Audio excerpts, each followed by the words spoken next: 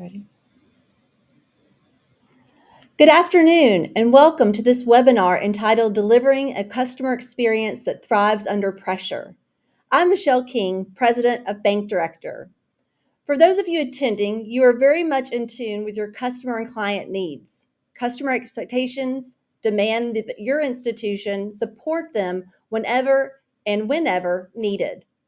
This is challenging enough just in normal times, but how do you still provide an optimal customer experience when there's pressure?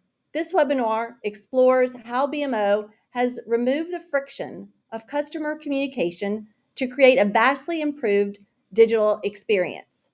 But this experience was put to the test when BMO acquired Bank of the West last year, and those customers had to undergo a digital banking transformation. Thank you for joining us today. This webinar is brought to you by both Bank Director and Agent IQ. A little about each of our companies.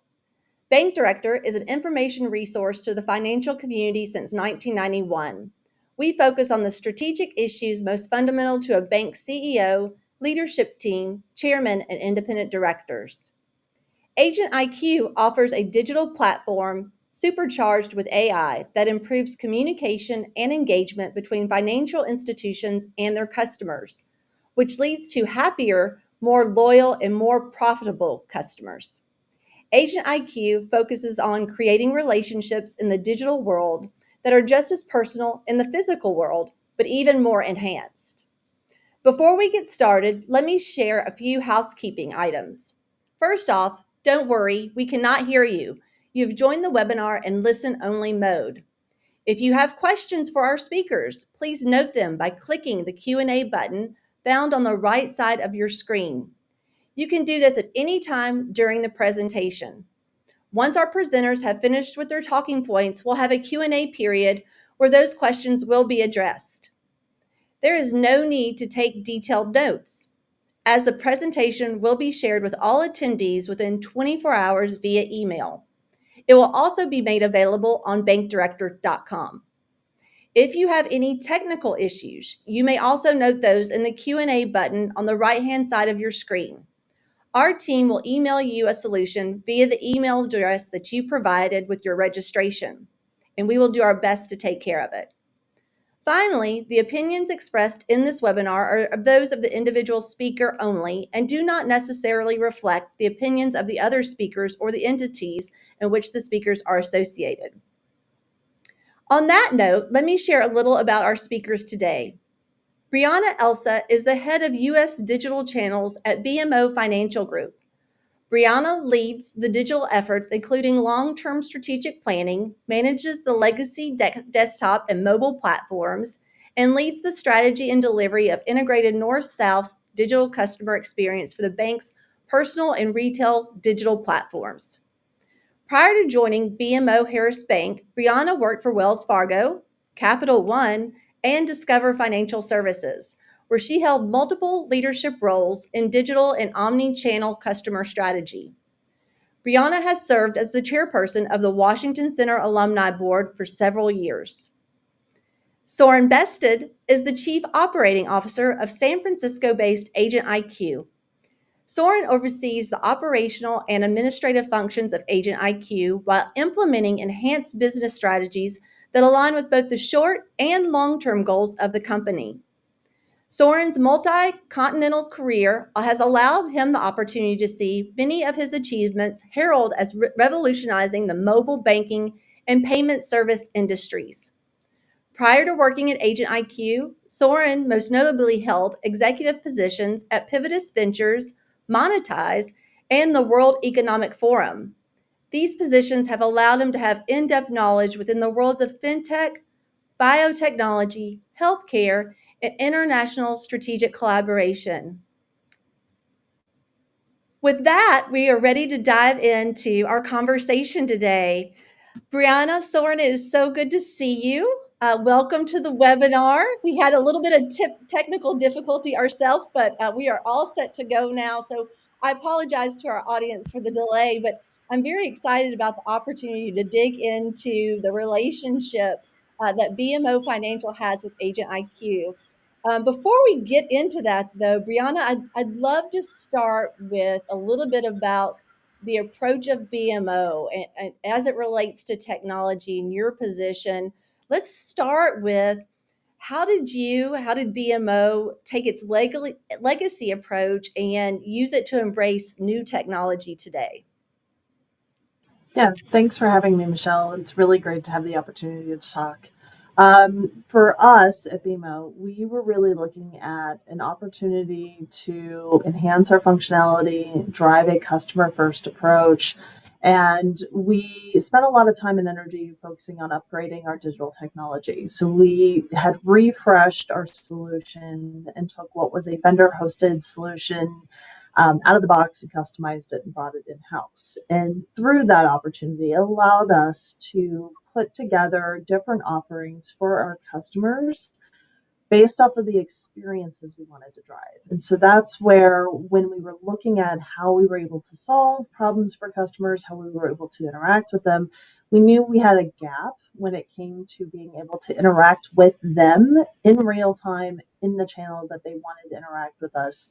We were sending way too many customers to our branches, way too many customers to the call center. And so that's where finding a blended solution that was going to keep them in channel with their digital experiences, but also integrate how we can continue to establish that really direct, close, integrated relationship is where we saw a perfect niche in bringing in new technology with Agent IQ. Now that was a lot in that one statement that you just Sorry. said. No, it's okay. So I want to kind of dissect that just a little bit more. So from a customer identification standpoint, let's back up because I think where you were and where you are now, that's really evolved and changed. How did you and your team identify what you saw as the needs for those customers? How did you hone in on that? So if you go back to where you were, legacy approach, to where you Mhm. are now, Mhm. how did that change over time? Yeah, I think it was an iterative journey.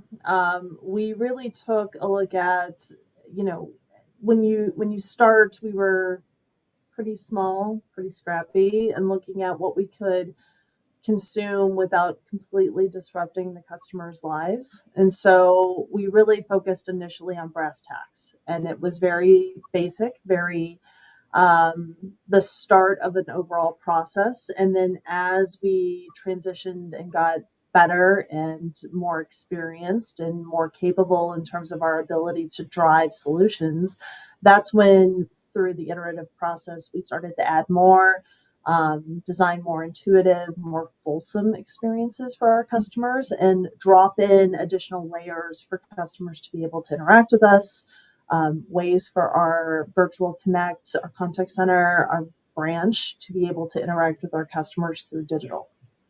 And how did you see your team evolve and change with that? Because that's a big component. Like I know a lot of banks right now are challenged with talent.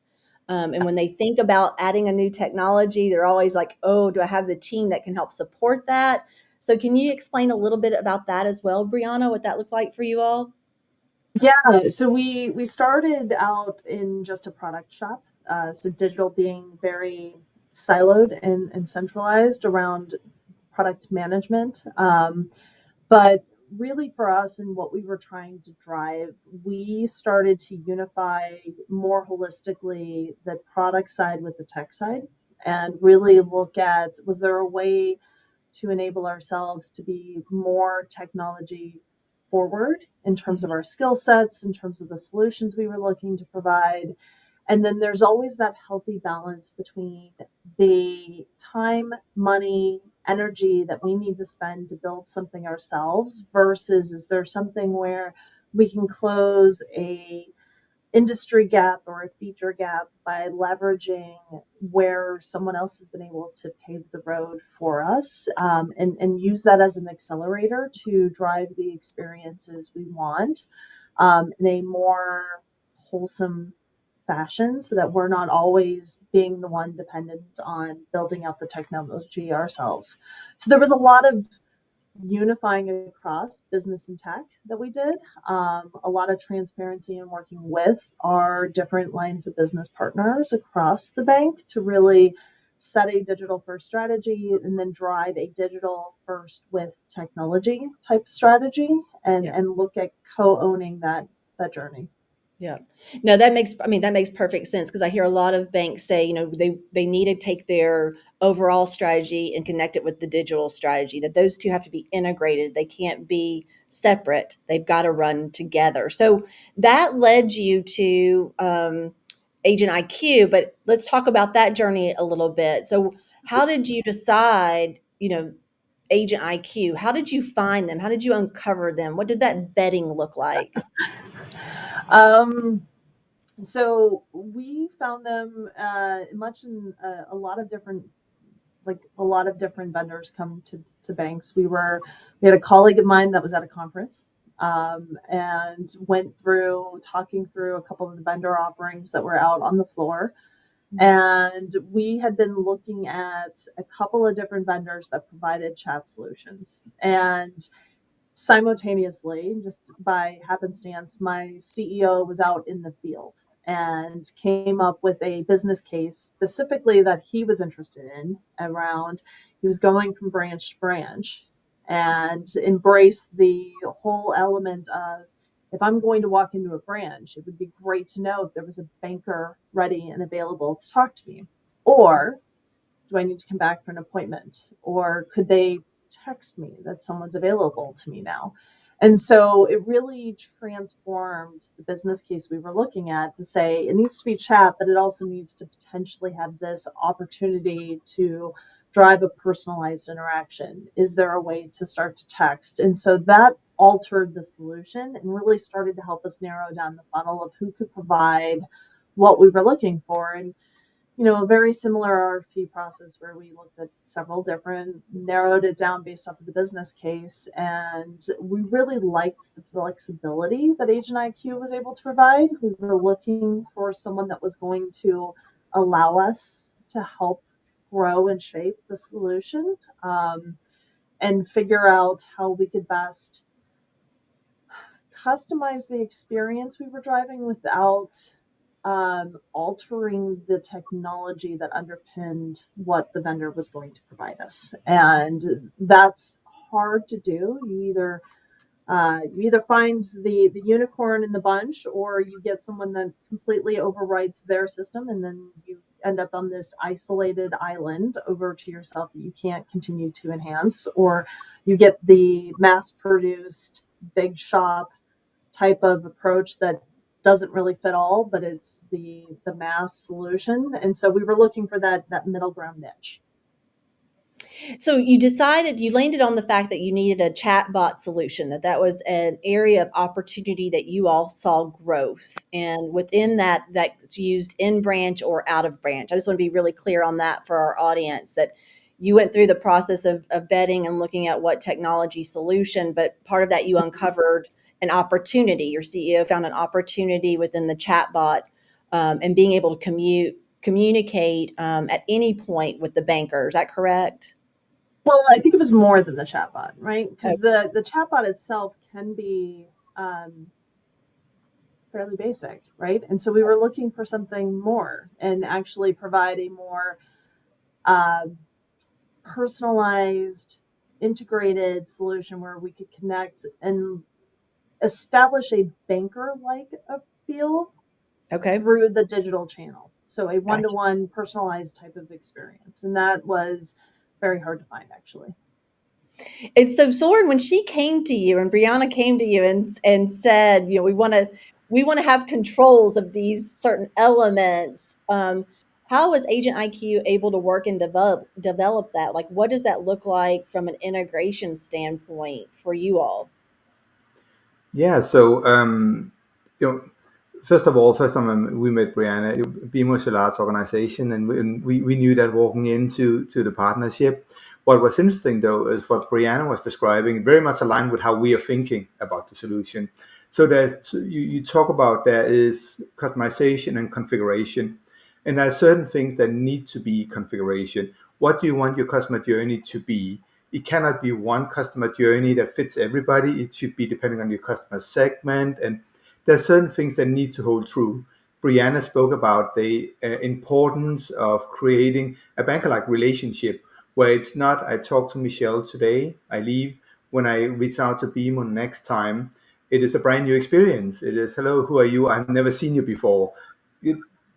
That doesn't feel right. It doesn't align with the DNA of the bank. So when we heard Brianna talking about what her vision for different journeys, um, excitedly for us, it was not net new development. That was what our platform was intended to do. Now, in the end, we have done enhancements, but that's part of being a nimble agile company. We released 120 new features last year, and we are not slowing down on that, because in this industry you have to move incredibly fast to stand still. So what was exciting for us was, I think, the anchor value that Brianna shared with us, that organization we're looking for, perfectly aligned with the platform we have built. Mm-hmm. So Brianna, thinking about that, what Soren brings up is a good point about customer, expectations, customer service, and making sure you're not getting somebody else. What were some of the thought process that went into that thinking for you all before you launched? How did you see that? How did you see that process working on your side? Uh, so we knew, again, I love taking an iterative approach. So we knew we'd have a little bit of a proof point internally to say, hey, this is a great solution. This is going to work for our customers. This is going to work internally for our bankers as well. And so we spent a little time getting like the training wheels off internally around what was the solution? Does it make sense? Can people continue to have that conversation? We love the personalized conversation that we are able to establish in branch. And so it was really finding that story and that message as we were sharing that out to our bankers and to our contact center around being able to own that relationship and not create something new every time you were talking to a customer, and how much deeper the conversations could be around the offerings, the customer experience, any potential to deepen the relationship with the customers. And so we were over time able to prove that out and continue to deepen where we were able to drive value for our internal staff around the customer conversations. Mm-hmm. And beyond that, was there additional data? I would think that there's additional data you were able to abstract, from current clients to help service better needs. Is that proven the case? Yeah, I think a really, really solid example of that actually was like BMO just went through a conversion to integrate Bank of the West. Mm-hmm. That happened over Labor Day weekend of 2023. So through that, we took a very short period of time and we doubled the customer population on our digital properties. And we leveraged what we were able to do with Agent IQ to say, we knew we were going to swamp our contact center. We knew everybody was going to try to come in to digital, both existing customers and new customers. And so we wanted a way to be able to help them in the moment of crisis, whether that be, I've just explored this bank, I've just moved over to this new bank, I need to log in, I want to make sure everything's still there. And we had, at the time and at the critical moments where our customer was coming in and using the technology, to be able to then chat with them and keep them off the phones. And we had substantial growth. I think we outpaced our year to date numbers in a span of like 3 days, Oh or my not God. even, from a chat volume perspective. And so really had a tremendous growth curve.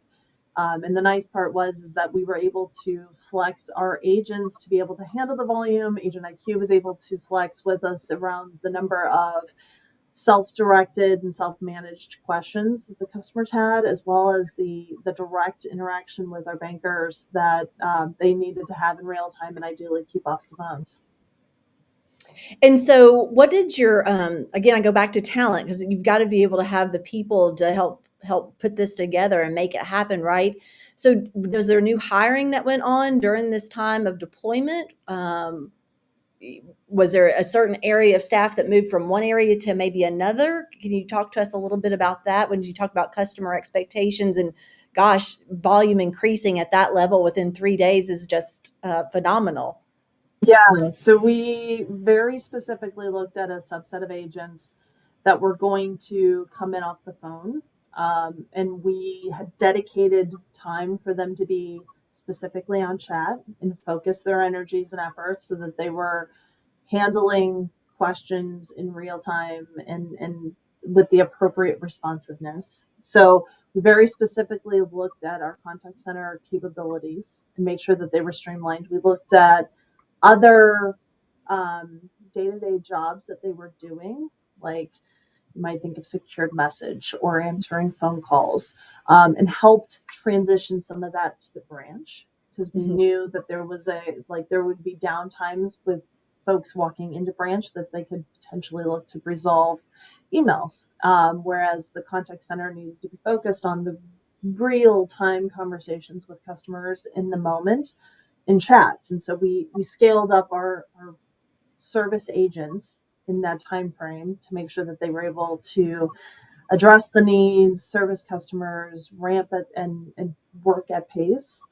And then internally within my team, we work very closely with Soren and Agent IQ around what's the next moment to look at targeting chats, what kind of conversations and canned messages are we putting in, where do we need to fine tune the product set around, is there better ways of implementing the code, is there better ways to scale, is there new pages we should be tagging or new experiences that we want to make sure that we've got this integrated into the flow. And so that was a specific role within my team that we've continued to deepen.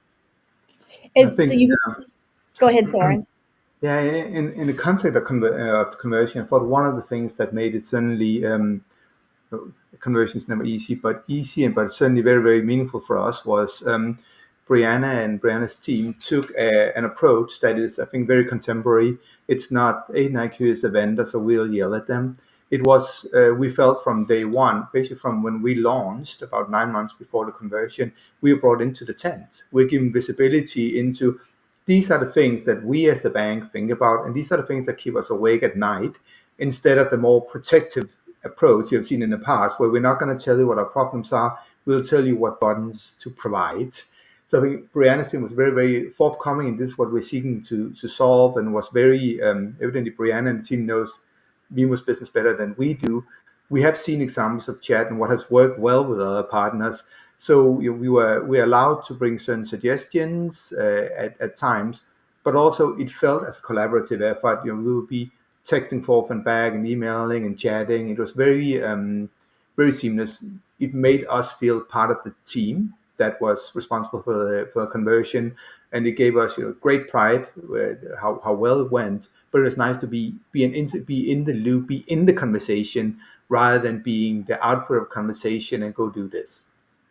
So what are some, you both have mentioned the Bank of the West conversion, and I'd like to talk more about that part, because if there's banks, on the line right now who have just gone through a conversion or getting ready to go through a conversion.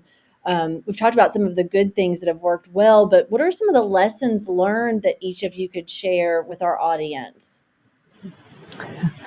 Um, well, it kind of depends on what side of the equation you're on, transparently. We were fortunate enough that we were on the acquiring side. And so we were looking at this from migrating the customers onto our experiences. And so one of the things that was the primary tenet, our North Star, was wanting to create a digital first, world class customer experience. And while that's a very audacious goal, it kind of helps set some tenets, right? And so we looked at, was there ways to put yourself in those customers' shoes? What are you going to be worried about? What are the customers are going to need in that first 30 minutes, 90 minutes, week, 2 weeks, all of those proof points, right? That you show up as a bank for your customers. What is going to be their primary concern? And how can you show up in the right way for it? And so we knew as like the primary example, our first major test outside of making sure that like the data and all of the stuff got there safely and accurately and soundly Right. was that moment that the customer walks in and wants to pull up their phone or their computer and say, is everything still there? Does it still look right? Is it what I recognize? And making Right. sure that you show up and you have capacity and you've got people ready to be there and provide them like a sanity check around their level of comfort that what they expect to see is actually there and we took care of them. And then, Soren, That, I would say your perspective as well. yeah, I think it's important to think about. Brianna talks a lot about focusing on the customer, and that is what we need to do. They are ultimately why we exist. And I think one of the big questions when you go through an acquisition is, okay, so we are moving, and Brianna, you spoke about doubling your digital footprint. We are moving a very, very large customer base, and that's great. That's a organizational transaction. Why should the customer stay? Anytime there's a disruption for a customer, you think about that. That's the time where you go, is this my time to drop Bank of the West and go to a different bank because they're all giving me $500 to join? And I think thinking through what is the journey during the transition and what am I as BMO going to give Bank of the West customers that they did not have before? Right. And Right. I think that's incredibly important to consider. And I think that's Brianna talks about that both showing up the first 30 minutes, first time they come in, and the Bank of the West experience customers get an experience that they have not had before. I think that's And critical. yeah, I think that's such a good point. So, Brianna, what were some of the responses to that from the Bank of the West, clients? Now they're getting this text message, right? Or they're receiving something on their mobile device. Can you share with the audience a little bit about the customer experience from the frontline Mhm. perspective of your team? Yeah. So you get a couple of ranges of responses, right? Like the best case scenario, oddly enough, is quiet. If nobody is complaining, if nobody is upset, that is like you've done your job really well. You're not Right. getting the negative press because there is a large friction point around a new experience. The Yes. digital experiences are vastly different between the two. And so, where can you remove friction? Helping them to understand. We went through a guided experience. That chat was very much part of this, and Agent IQ was very much part of the guided experience. And here's your balances. Here's what you had at Bank of the West. Here's the setup, and here's where we did this for you, and here's where you need to take action yourself. And Right. so, providing them that level of security and comfort actually tested really well. We got really great feedback from. And then you get the normal, like, I don't like the new experience. They moved everything around. Well, it's a new digital Right. experience. So, yes, we did. But really figuring out is there ways that listening to them and iterating, if there is, we've created an issue, let's fix it. And how quickly can we fix it? If it's a knowledge transfer perspective, are we able to put that on the screen better? Or is that in chat? Or is that over the phone that we can actually help teach them how to do this? We did demos and guided tours on sites and in the public space so that we could try to preemptively educate as much as possible. And my mind goes, and so for audience out there, please feel free to ask questions in the chat feature, and our team will vet those as they come through. But my mind goes as a past banker, I begin to think of retention, and then also acquisition, and then the data. And then lastly, I think of the return on investment, which Soren and I have debated this several times. We'll get to that in just a minute, Soren. Um, but thinking about customer data, that's such a big item right now. Like I feel like all banks, no matter what your asset size is, you sit on a wealth of knowledge, a wealth of data. And so, Brianna, was there additional insights that you gained from having these new customers from Bank West and from BMO that you were able to uncover to really help expand your growth within the markets that you were in? Yeah, and I would say it's still lessons we're learning still. Okay. Okay. In the moments you start to integrate and you worry about the ones that you're getting with the acquisition, right? And making sure that you're showing up the way you need to keep them and keep them whole, and then deepen the relationship, as Soren had mentioned, right? Like making sure that you're showing up and you're keeping them there with you. Mhm. For us, there was all kinds of different insights that we learned about different needs from a geographic perspective. This extended our footprint substantially out to the west. We were predominantly in the Midwest or in Canada, and then we went all the way out through California with this acquisition. So new areas, new footprints for us, looking at a digital first versus a thin branch versus a full service type of approach, and how we showed up in each market was a big one. And yeah, really driving around the ROI for us around getting that foothold into new markets, and how do we make where we are gaining um, market presence, and driving a deeper adoption there. Yeah, so Michelle, let's yeah, go ahead. Go ahead, I Soren. just want to jump in because you did talk about data before, and I do think I personally believe it's one of the biggest missed opportunities. Is the data and insight you can get from customer engaging with you through chat. Now, during the conversion, we're looking at 3,000 plus customers talking to bankers in any given hour of the day.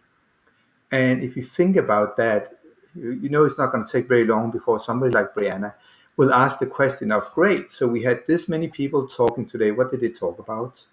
And I think if you go back and think about saying, well, I'm going to ask my bankers what they spoke about.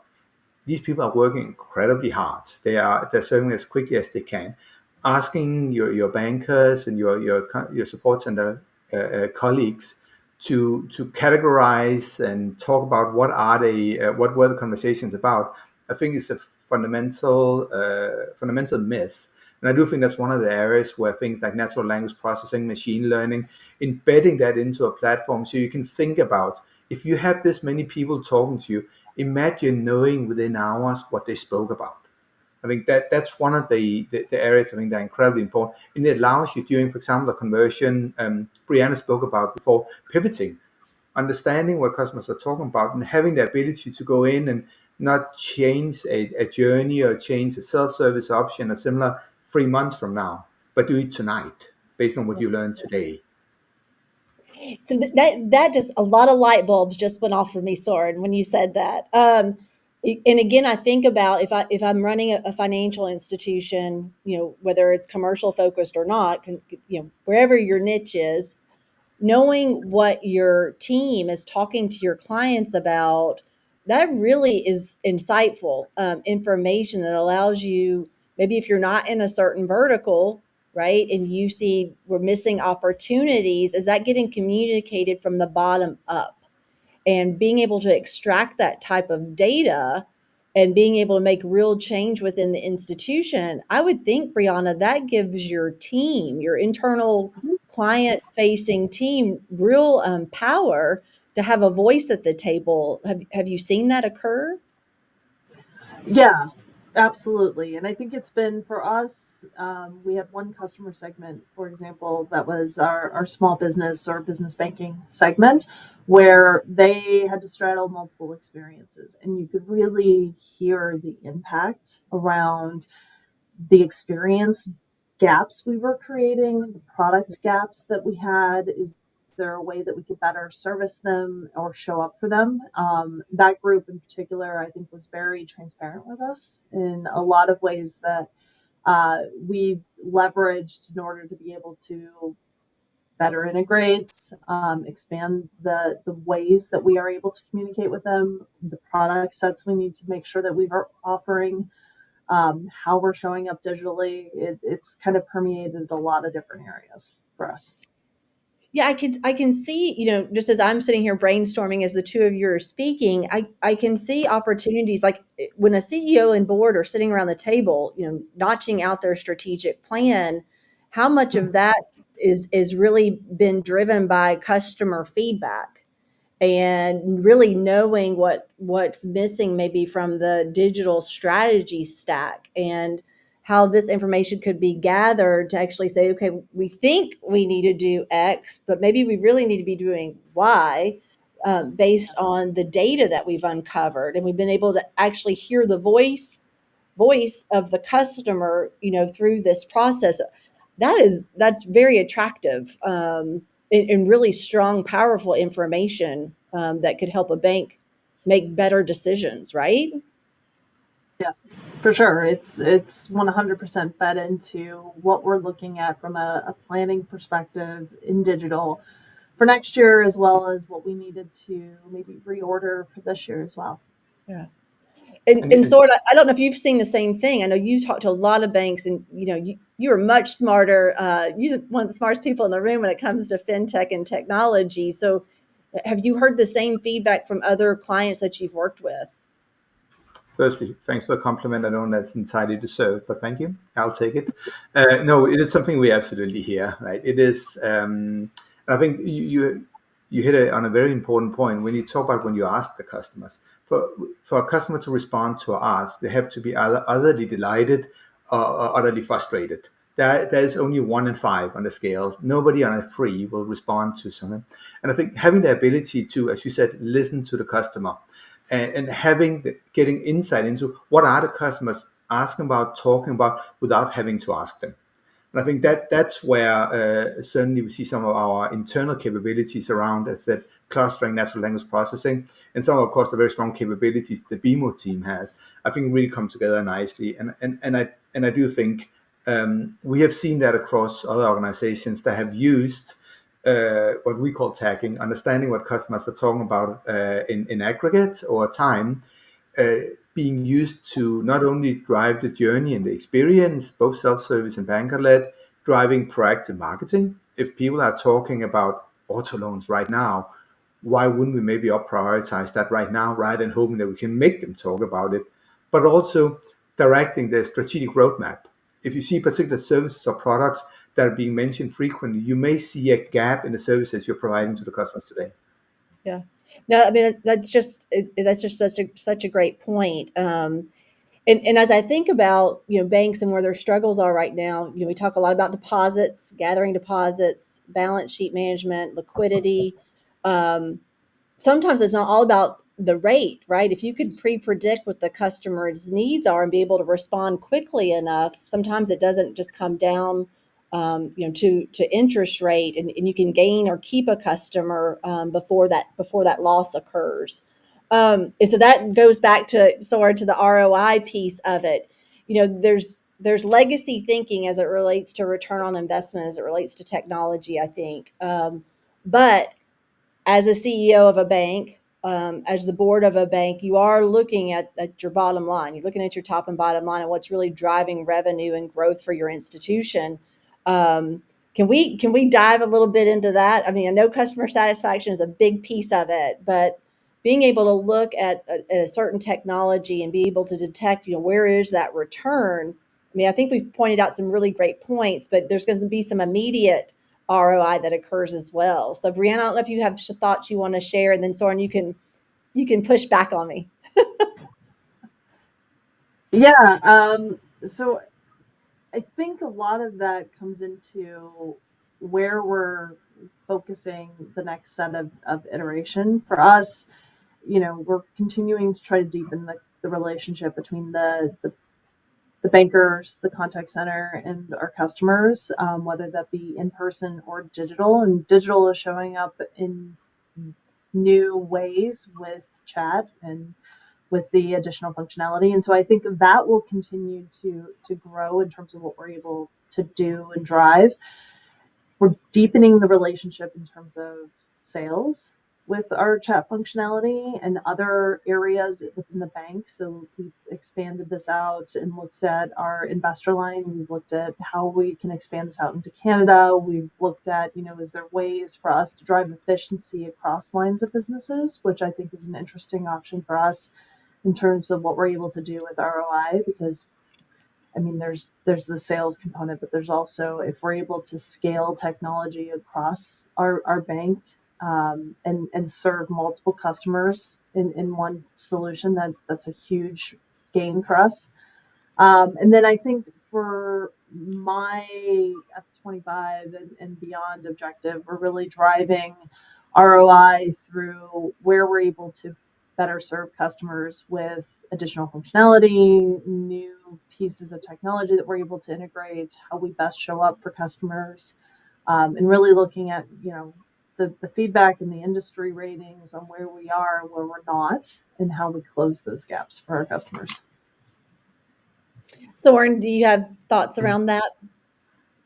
Well, I certainly do, and I think ROI. Yep, we're never going to get away from it. We shouldn't try to get away from it. But I think there's a difference between hard ROI and what I would see is what Brianna is describing as very intelligent ROI. You know what they say? The best way of making sure the phone stop ringing is not picking it up. But that's not a good strategy, is it? So I think there is definitely, as we look at what Brianna has been describing, there's certainly very, very tangible elements of ROI. You took friction out of the ability for customers to engage with you and vice versa. That's a positive. Many of the interactions that are customer initiated are very straightforward. There are questions that I will have on a regular basis. What's my routing number? And being able to provide self-service to a customer 24/7 without involving a human, that creates a much better customer experience, but it also creates a very, very tangible ROI. You're looking at your 40, 50, 60, 70% of all conversations being completed without a human participating. It's a great customer experience. It frees up resources to have a different type of conversations. So they are very, very tangible ROIs, and we see them fairly immediately. You see, I would say, efficient processing. We know today that the vast majority of chats being managed by BMO staff are being managed in what we see as a concurrent fashion, meaning that close to 80% of all chats are being managed by somebody who's working with somebody else at the same time. Multiple threads or multi-threading. But I do also think there's an area where we need to think about, is ROI the final definitive objective? As you mentioned before, Michelle, and we are coming back to what you and I have discussed many times. Yes. I spent about 10 years in mobile banking, and I have built ROI calculators. They were often predicated on customers checking their balance 28 times a month. And imagine if they called the call center every time they did that. Well, the reality is they wouldn't. But I think, so I would venture, and some of the participants on this webinar may disagree with me, I do not think there's a solid ROI case for mobile banking. But can anybody imagine trying to operate a bank without mobile banking today? So I think that there's an element of the short-term ROI versus what do you need to be contemporary? Yeah, you've got to expand the thinking on what that looks like, and I know, retaining a customer, is much it's less expensive than trying to acquire one, right? And so if part of it is customer experience, that has to be thought into it. So I want to make sure that we cover all points and that we have time for all questions. But Brianna, can you share with us what's next on your US roadmap that we haven't spoken about? I want to make sure that we don't miss anything that we've discussed prior to this webinar. Yeah. So without pre-exposing anything that I can't, Yes, of for course, us, whatever you can disclose. um, for us, we're going to spend a lot of time and energy in the next 12 months really taking a look at, is there ways to personalize the experience? Is there ways to better integrate across our platforms? There's still a number of different experiences or moments that we actually push a customer into a different channel. So they're not as seamless as what I'd like to see or what I'd like to create for our customers. And so there's a lot that I'm planning on doing around unifying what the experience is or how we're showing up for our customer across different touch points for them. And so really driving that holistic experience. A lot of it's going to be data. A lot of it is going to be how we stream conversations across different proof points and touch points with our customer. The functionality and making sure that it's across multiple platforms, all of those types of things in broad strokes there. And then what about expansion into Canada and BMO Investor Line? What can you share with us about that? Yeah, so thankfully, actually, they're up and live. they're in market. They're proving it out. It was a great way for us to continue to deepen the footprint. That is one area for BMO. We've kind of forked the experience. So we've got US on one hand, we've got Canada on the other, and they run separate and independent digital experiences. And so our investor line group is really looking at, is there a way to prove out and show the benefit on our Canadian side, and an opportunity for us to continue to deepen the relationship. We've seen some really great customer proof points, some really great stories by where that's been able to make a significant difference. And I think that will actually be a nice way of continuing to deepen the relationship more on the Canadian side, as well as what we're doing in the US to deepen the experiences here as well. So one of the questions that have just come in are around ITMs, and this is new for me because I'm used to ATM, which is automated teller machine, but an ITM, interactive teller machines. Are you seeing that as something on your roadmap? Can you share? Yeah, so we've got some of that in different branches, depending on the capability of the branch. It's not something we have permeated very deeply as of yet. We've looked at other ways that we can create that type of functionality for customers. We've looked at video chat. We've looked at video conferencing for our customers. We've looked at different ways that we can provide that video teller or interactive teller type experience in some markets. So it's something we're testing into. It's not, I would say, permeated and on a broad stroke yet. Are you seeing from the initial results? Are you seeing more interest in that than you did with what you've done with the chatbot feature, or is it about the same? Like if you go back and you're doing that assessment on that scale, do you have any insight there? I would say for us, and this may be a bit short sighted, so I will own that if it is. For us, the heyday of that was around COVID. And it was bridging or helping to bridge that gap between experiences where I was used to coming in and interacting with someone in person, and less around just a digital experience. I would say COVID has really transformed a lot of the experiences. Those that want the personal interaction or to see somebody, they still do that. They still go in. Right. Those that are more familiar or used to the technology and interacting through chat or a text like functionality or text itself, they're willing to do that, and they don't necessarily need the video conferencing capability behind it, or the interactive teller that creates that kind of experience for them. Now, I have, as you think about that, I have always been struggling a little bit with the ITM. I'm familiar with them and Canadian market and so forth. But I've always struggled with the concept of walking up to an ATM to have a video conversation. Either I want to talk to Brianna in person, or I want it to be convenient. I feel the ITM does neither. And I think, as Brianna said, the technology made sense and it was a footprint we had, but are we really solving it for the customer? If I want to video with Brianna, firstly, I don't see it as a separate conversation from a chat, for example. It's a different bandwidth, but it's the same conversation.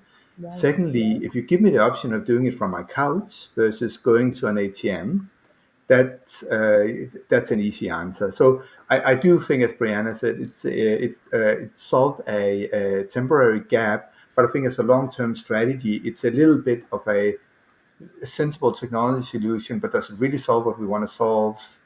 Maybe not. And I think if we look, I believe the ITMs are still on a slow rise in the US, but we look at some markets that implemented them early on. I think Canada, we're seeing very much the different trend that the ITMs that went in are coming out again. Yeah, no, I mean, that makes perfect sense. And I think our audience, really need to ask yourself how your customers best served. And you're right. Like, why would you want to walk up to a video screen, leave your home, leave your workplace, to have a conversation when you can do it remotely, right? You can do it from wherever, from your couch or from your workplace. You can have that text message feature that we're all used to now, with or without the video, Soren. So I think you make a very good point And it probably did, Brianna, to your point, spun out of COVID, wanting to have interaction, but have safe interaction, right? And how could people still have the face to face? But I think we've caught up with that now. I think we've overcome that now. And certainly, there's different technologies that allow us to do that. So, Soren, you touched on something too that, I want to make sure our audience, realizes really this AI type of tool allows banks to explore artificial intelligence, but in a contained way. So I'd like to spend the last few minutes, if we can, to talk about. Everybody's like, "Oh, we can't do anything with AI." Like, well, some banks you already are. This is AI, but it's contained. There's oversight in it, and so I don't know, Brianna, if you want to share kind of like the messaging that occurs between your banker and your client, like how you're able to form those messages, right? There's some ownership around the AI. Is that right? Yeah, it is. And I think for us, a lot of it is around, and I'll welcome Soren to drop in on any part of this conversation because he's got more of the day to day context around it. But we help co create and set direction around what we're seeing, what we're hearing. We have a legal process that approves a lot of the messages that come in and get displayed. There's the oversight element to it. Around what the customers are actually getting and digesting. So there is that guardrail type approach that we implement and put in around what AI is driving for us versus what we're co-creating with it. And I think that's the big thing, right? Figuring out what guardrails you or your institution is really comfortable with and implementing for either internally or on behalf of your customers. I've always said I think the easiest way to get a proof point and a level of comfort is figuring out if there's a way for you to leverage AI to better enhance or enable your agents in their conversations. So is there a way to like curate the information around what they're going to talk to the customer? So you've got that human voice or the human message behind the messaging or the data that Right, AI is helping to promote for you. right, I think, right. So Soren, yeah. and I think, Brian, you're spot on. It's the kind of the human in the loop approach. It is. I often think about the very famous case study with Target. I think many of you may be familiar with it. There was a scenario where Target was being had a lot of unfortunate press. They had sent product recommendations to a young girl for pregnancy products, and this girl's dad became very upset. And as it turned out, Target was entirely correct. Based on her buying behavior, they had predicted that she was indeed pregnant. Now, she had not told her dad that at this point. So Target was correct in sending out this information, but boy, did they get it wrong. So I do think there is an incredibly important element of human in the loop. And I think what Brianna is describing, having the ability to create very specific responses. I don't think this is necessarily the right place for generative AI. We know what generative AI is optimized for, and I think Brianna and her team already know what the answer is. So creating the right answers make a lot of sense. Where I think the next kind of frontier of AI, where we see a lot of excitement, is exactly what Brianna said. It is about augmenting the banker.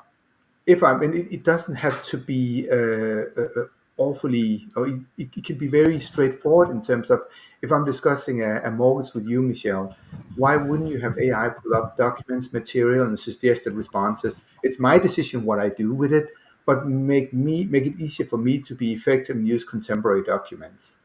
And then, as you probably heard throughout the webinar here, I'm incredibly excited about using natural language processing to identify what customers talk about. I do think that is a underappreciated capability because we do tend to think about, wow, imagine if a chatbot could respond to questions. That's fine, and that's not going to go away. But I think there's so much more we can do with it. Right, right.